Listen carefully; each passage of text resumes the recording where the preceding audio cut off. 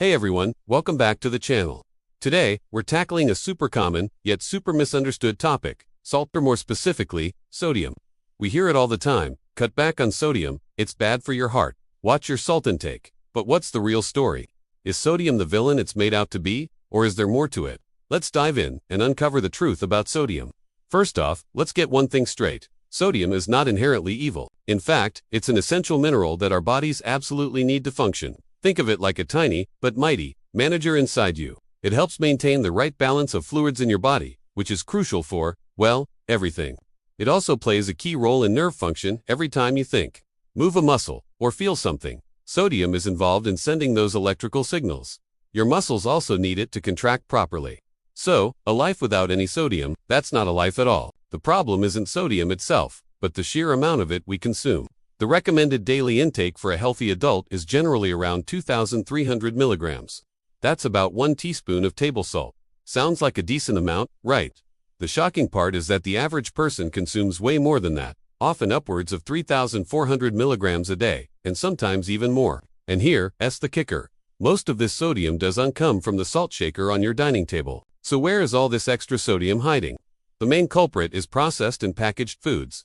About 70% of the sodium in our diets comes from these sources. Think about it: frozen dinners, canned soups, cured meats like bacon and salami, snack foods like chips and pretzels, and even seemingly innocent things like bread, breakfast cereals, and cottage cheese can be packed with sodium. Fast food is another huge source. That delicious burger and fries, they can easily contain your entire daily sodium allowance in just one meal. Restaurants often use a lot of salt to make their food taste amazing, so even when you're eating out, your sodium intake can skyrocket without you even realizing it. This is where the health concerns come into play. When you consistently consume too much sodium, your body holds on to extra water to try and dilute it. This increases the total volume of blood in your bloodstream. Imagine trying to pump more water through the same size garden hose. The pressure goes up, right? It's the same with your blood vessels. This increased blood volume makes your heart work harder and puts more pressure on the walls of your arteries. Over time, this can lead to high blood pressure, also known as hypertension. High blood pressure is often called the silent killer because it usually has no obvious symptoms, but it seriously increases your risk for major health problems like heart disease, heart attacks, and strokes. It can also contribute to kidney disease, as your kidneys have to work overtime to filter out the excess sodium and fluid from your blood.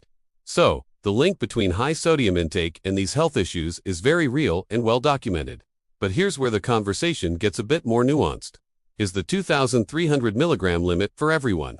Not necessarily. For some people, especially those who are salt sensitive, even moderate amounts of sodium can cause a significant spike in blood pressure. On the other hand, some people can handle more salt without a big impact. Factors like genetics, age, and overall health play a huge role. And what about athletes or people who sweat a lot? If you're engaging in intense physical activity, especially in the heat, you're losing sodium through your sweat. In these cases, you actually need to replenish not just the water but also the electrolytes, including sodium, that you've lost. This is why sports drinks contain sodium.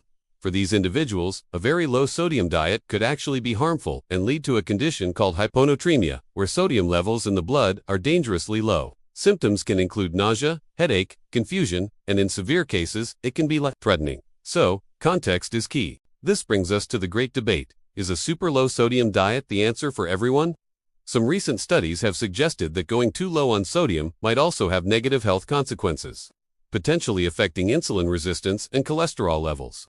It seems there might be a sweet spot or a J-shaped curve, where both very high and very low sodium intakes are associated with health risks, and a moderate intake is the safest. The science is still evolving on this, but it highlights that the one-size-fits-all approach might not be the best. So, what's the practical takeaway from all of this? The goal shouldn't be to eliminate sodium completely, but to get it from the right sources and in the right amounts for you. The single most effective thing you can do is reduce your intake of highly processed foods. Start cooking more meals at home from scratch. This way, you have complete control over how much salt goes into your food. When you're cooking, get creative with flavors. Instead of reaching for the salt shaker, experiment with herbs, spices, garlic, onions, citrus juices like lemon and lime, and different types of vinegar. These can add incredible flavor to your dishes without adding any sodium. When you do use salt, you'll find you need much less because your palate will adjust. Become a savvy label reader at the grocery store. Look for low sodium, reduced sodium, or no salt added versions of your favorite products like canned beans, tomatoes, and stocks. Pay attention to the serving size on the nutrition facts panel. A food might seem low in sodium, but if the serving size is tiny and you eat 3 times that amount, the sodium adds up quickly. Compare brands. Be surprised at how much the sodium content can vary for the same type of product. What about different types of salt? You see all these fancy salts on the shelves? Sea salt, Himalayan, pink salt, kosher salt. Is one better than the other? From a health perspective, not really. They all have roughly the same amount of sodium by weight as regular table salt.